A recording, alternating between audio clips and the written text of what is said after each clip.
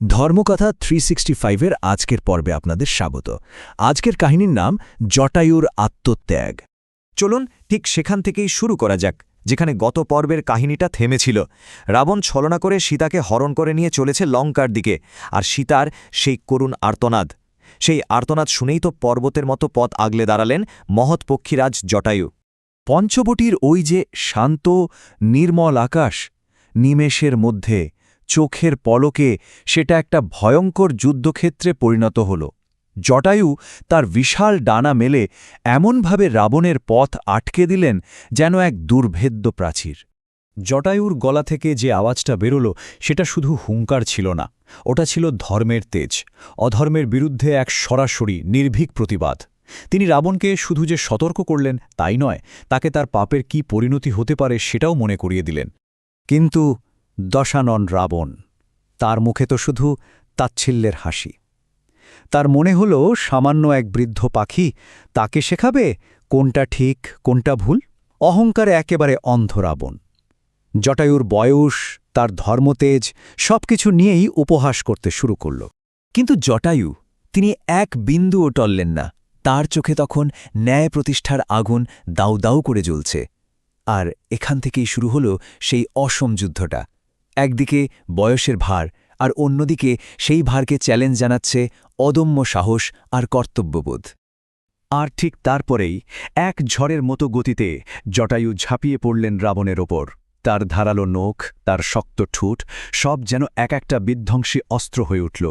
একটার পর একটা আঘাতে রাবণের রথ ছিন্নভিন্ন হতে শুরু করল, তার বর্ম চুরমার হয়ে গেল। রাবণ কিছু বুঝে ওঠার আগেই তার ওই বিশাল আকাশ রথ একেবারে টালমাটাল। এক মুহূর্তের জন্য সবকিছু যেন থেমে গেল। মনে হচ্ছিল ন্যায় বোধহয় জিতেই যাবে। রাবণ তার সমস্ত অহংকার নিয়ে আকাশ থেকে মাটিতে ছিটকে পড়বে। সীতার চোখেও ঠিক ওই এক মুহূর্তের জন্য মুক্তির একটা ক্ষীণ আশা যেন জ্বলে উঠেছিল। সীতা তখন কান্না ভেজা চোখে প্রার্থনা করছেন। ওই ডাকটার মধ্যে শুধু কৃতজ্ঞতা ছিল না, ছিল এক অসহায় নারীর সবটুকু ভরসা, তার শেষ আশ্রয়। কিন্তু জটায়ুর এই সাফল্যই যেন তার জন্য কাল হয়ে দাঁড়াল। সামান্য এক পাখি তাকে এভাবে আটকাচ্ছে, এই ব্যাপারটা রাবণের রাজকীয় অহংকারে একটা প্রচণ্ড আঘাত করল। আর সেই আঘাতেই তার ভেতরের ঘুমন্ত অসুরটা যেন জেগে উঠল। ক্রোধে তার 10 জোড়া চোখ একেবারে দপ করে জ্বলে উঠল। আমাকে আটকানোর এত স্পর্ধা, বৃদ্ধ পাখি, এবার মৃত্যুর জন্য তৈরি হও।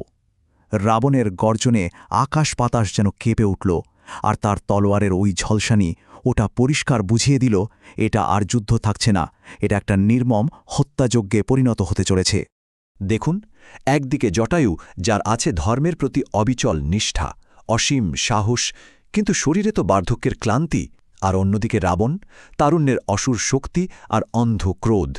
লড়াইটা যে অসম, তার ফল কি হতে চলেছে সেটা সময়ের সাথে সাথে আরও স্পষ্ট হয়ে উঠছিল। আর ঠিক তারপরেই ঘনিয়ে এলো সেই চূড়ান্ত মুহূর্তটা, যখন ধর্মকে রক্ষা করার জন্য এক মহৎ প্রাণ তার শেষ বলিদান দিতে প্রস্তুত হল। রাবণ তার সমস্ত অসুর শক্তি এক করে তলোয়ারটা চালাল। এক নির্মম আঘাত, এক বিধ্বংসী চূড়ান্ত আঘাত। এক ঝটকায় জটায়ুর বিশাল ডানা দুটো কেটে পড়ে গেল। যে ডানা একসময় আকাশের দাপটের সাথে শাসন করত, আজ তা শক্তিহীন। এক যন্ত্রণাকাতর আর্তনাদ করে সেই মহৎ পক্ষীরাজ অসহায়ভাবে আকাশ থেকে পৃথিবীর দিকে পড়তে শুরু করলেন। রাবণ বিজয়ীর মতো অট্টহাসি হেসে লঙ্কার দিকে উড়ে গেল, আর নিচে অসহায় সীতার চোখ দিয়ে শুধু জল গড়িয়ে পড়ছে। তার সেই কান্নাটা কিন্তু শুধু নিজের জন্য ছিল না, ছিল সেই মহৎ বীরের জন্য, যিনি তাকে বাঁচাতে গিয়ে নিজের জীবনটা উৎসর্গ করে দিলেন। হ্যাঁ, জটায়ু মাটিতে লুটিয়ে পড়েছিলেন, কিন্তু তিনি হারেননি। তার শরীর হয়তো পরাজিত হয়েছে, কিন্তু তার আত্মা সেটা অজেয় ছিল। এই পতন আসলে ধর্মের জন্য, কর্তব্যের জন্য এক মহিমান্বিত আত্মত্যাগ। বনের মাটিতে রক্তাক্ত দেহে ভাঙা ডানা নিয়ে পড়ে রইলেন জটায়ু। তার শ্বাস ধীরে ধীরে ক্ষীণ হয়ে আসছে, কিন্তু মনে একটা অদ্ভুত শান্তি, কারণ তিনি জানেন তিনি তার কর্তব্য পালন করেছেন, অধর্মের বিরুদ্ধে রুখে দাঁড়িয়েছেন, সাহস আর আত্মত্যাগের এক অমর দৃষ্টান্ত রেখে গেছেন তিনি। আসলে এই পুরো কাহিনীটার কেন্দ্রবিন্দু হল ধর্ম, মানে নিজের সঠিক কর্তব্য পালন করা। জটায়ুর এই আত্মত্যাগ, এটা শুধু সীতাকে বাঁচানোর একটা ব্যর্থ চেষ্টা ছিল এমনটা ভাবলে কিন্তু ভুল হবে। এটা ছিল অন্যায়ের বিরুদ্ধে রুখে দাঁড়ানোর এক চিরন্তন ডাক। এটা প্রমাণ করে যে ধর্মের পথে প্রাণ বিসর্জন দেওয়া সেটাও আসলে এক পরম বিজয়। কিন্তু একটা প্রশ্ন তো থেকেই যাচ্ছে, রাম আর লক্ষ্মণ যখন ওই শূন্য আশ্রমে ফিরবেন তখন কি হবে? সীতাকে না পেয়ে তাদের শোক, তাদের ক্রোধ কোথায় গিয়ে পৌঁছাবে?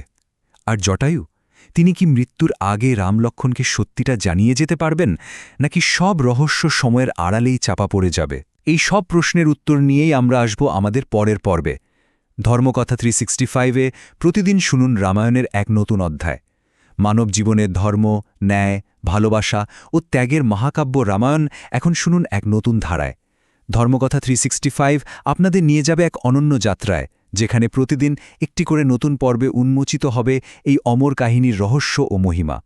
চলুন একসাথে শুরু করি এই পবিত্র যাত্রা, রাম, সীতা, লক্ষ্মণ ও হনুমানের চিরন্তন কাহিনীর পথে। প্রতিদিন নতুন পর্ব শুনতে ধর্মকথা 365 চ্যানেলটি সাবস্ক্রাইব করে আমাদের সঙ্গে থাকুন।